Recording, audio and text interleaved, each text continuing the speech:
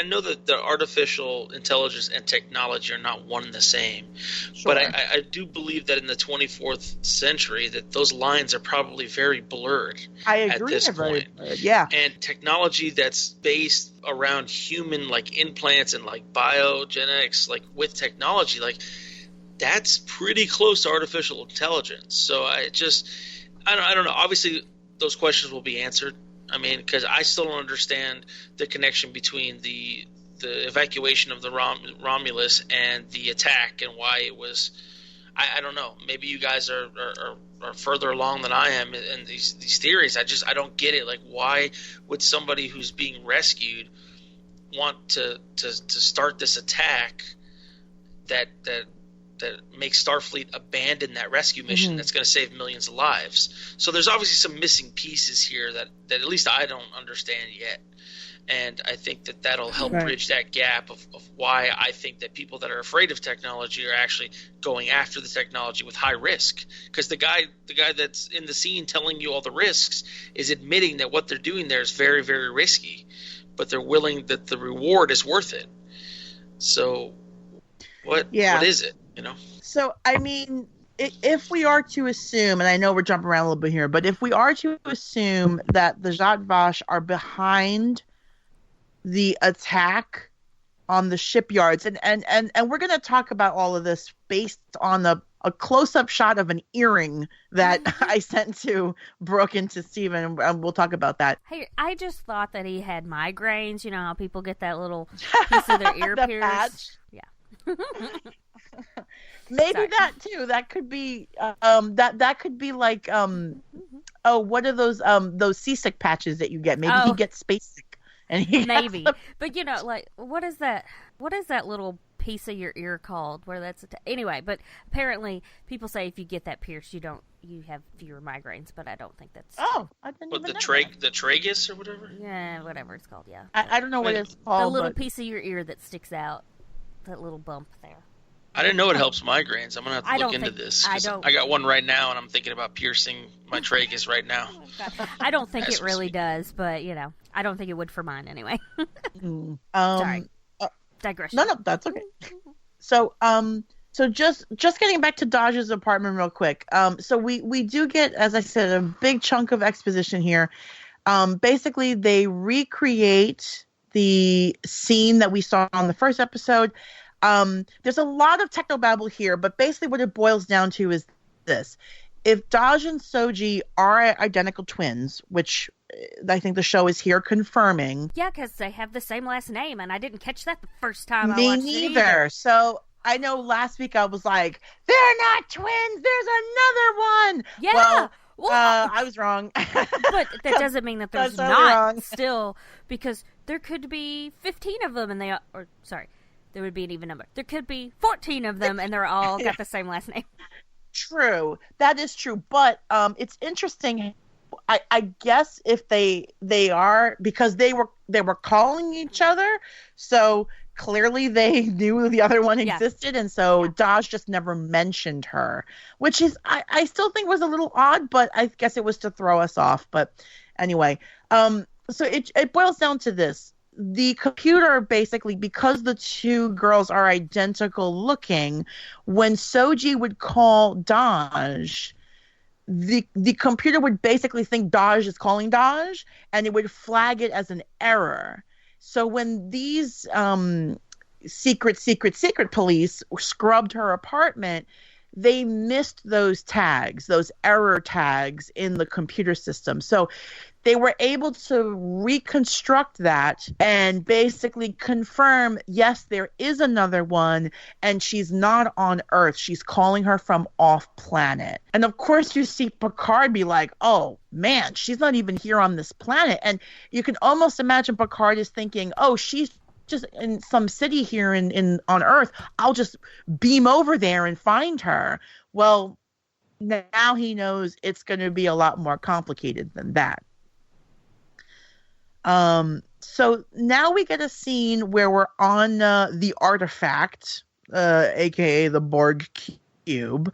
I do enjoy this scene where the camera kind of takes you through the force field and you're kind of going through the layers and you're kind of seeing the guts and the insides of this cube until we finally get to Narek and Soji. They are in bed together, and they're talking about how, or Narek says to her that, oh, you must be drawn to things that are broken and are vulnerable.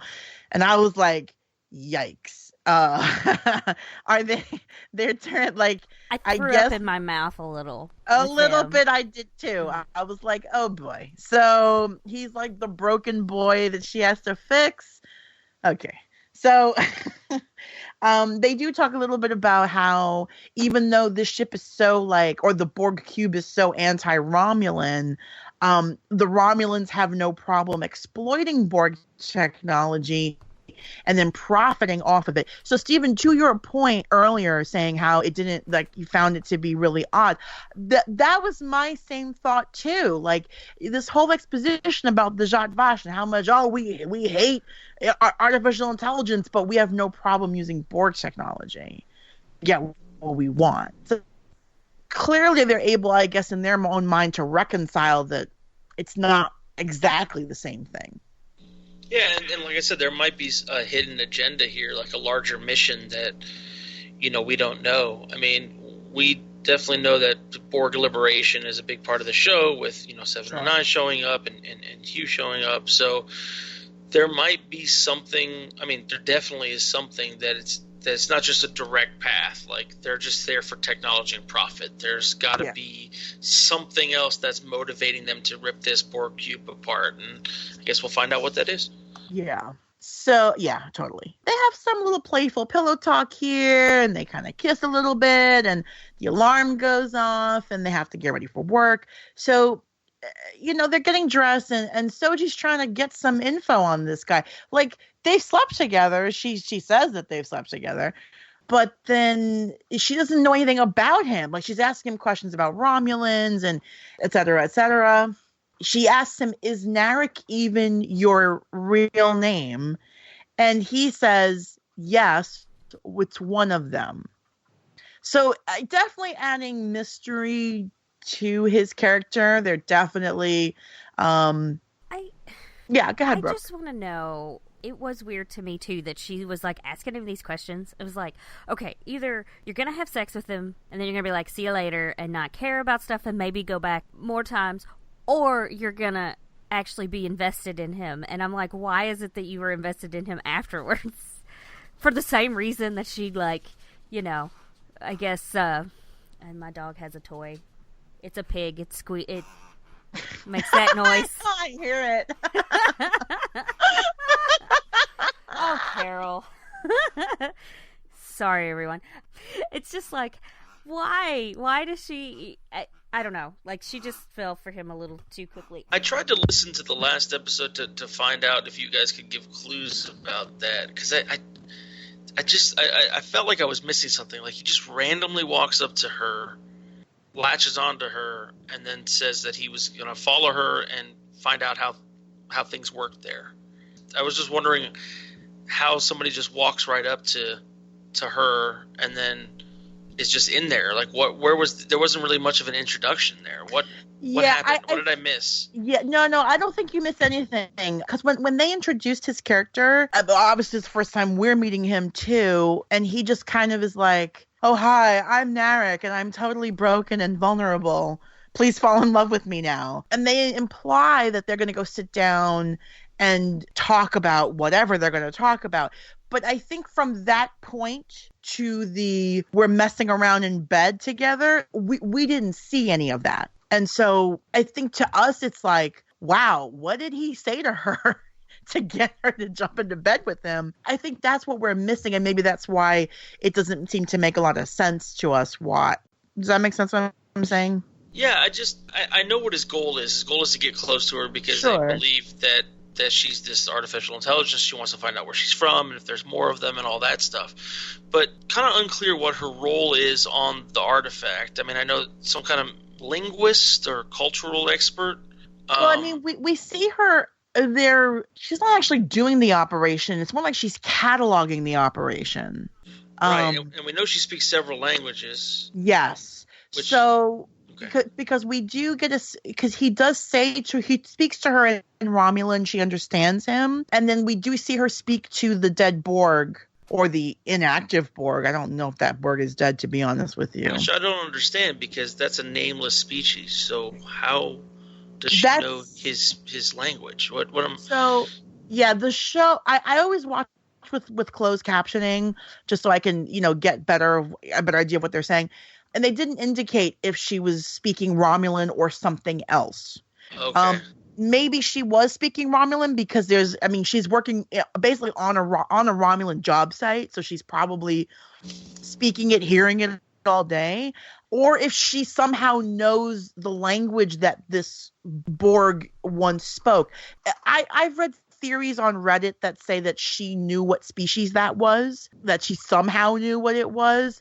I don't know if that's true. I think that's just a fan theory. Right. It's definitely more interesting if she's speaking his language. Definitely. That's. Oh, yeah, absolutely. And she definitely is a linguist. We do in that scene, we do hear a heartbeat. Oh, really? So he's still alive. So I think the Borg, what's happened to the Borg is. Yeah, I didn't see that either. In the scene, if you go back and watch the scene. Oh, like it speeds up, you mean? Yes, you can hear a heartbeat. Boom, boom, boom, boom, boom, boom, boom, speeds up. When she speaks to him, in whatever language she speaks to him, and she says, "Rest easy," the heartbeat slows down as if he's comforted to hear those words. So then it definitely has to be his language, I would assume. That is the implication, that she spoke to them. I don't know if that was used to be a man or woman. She spoke to them in their language, and for that reason they calmed down. There's a lot of implications in that scene that she even though this species is allegedly unknown to the Romulans or the Federation that was assimilated, she somehow knows their language. Is that because she's an android? She just has all these languages? I don't know. I really don't know on the answer to that one. She's C-3PO. She's a protocol droid, and she knows 5 languages. She's actually painted gold. You didn't recognize her because she had a red arm. That's why. We'll get to that scene again in a little bit, and then we'll kind of just go over it. And also, too, in that same scene, in the background, you can hear a voice say "Type 1 disposal," as if after they've basically disconnected all of the mechanical parts, they'll just dispose of the body, like throw it in the garbage kind of a thing. Which, if that's the case, implying that there's no saving those Borg. The heartbeat stuff could all be metaphorical too. I don't know if that's meant to be literal. I think there's a lot in the show you could take either way. So then we come back to Chateau Picard. Picard's at home, just chilling, having a glass of wine. And he gets a visit from a character named Moritz, who we find out is his doctor. Picard has basically done a physical because he needs a certificate from his doctor saying that he's healthy enough to go into interstellar space service. And his doctor's like, I kind of got some bad news for you. You might want to drink something a little stronger. So get a little act break, and then we come back to Picard, and his doctor tells him that they found an abnormality in Picard's parietal lobe. Now, if you remember back from All Good Things, the series finale of TNG, Dr. Crusher discovered that Captain Picard had a parietal lobe abnormality when he was doing his time shifting. She said that maybe in the future it's a possibility he could develop some kind of a neural syndrome. So it's a callback to that moment. And the doctor kind of says, have you been suffering from loss of appetite, mood swings, disturbing dreams, inappropriate displays of anger, like on that news broadcast that you did the other day? That's what I was, yeah. It's like he's going, have you displayed any outbursts on galaxy-wide television? Have you, I don't know, yelled at a reporter in the last 72 hours? The doctor wants to run more tests, but he basically tells Picard, this is not going to be good. Even if you have something that's treatable, at the end of the day, this is something that is going to probably kill you. We do find out here that this doctor was the doctor on the Stargazer, Picard's first command. And so that's how they know each other from so long. And Picard basically is like, look,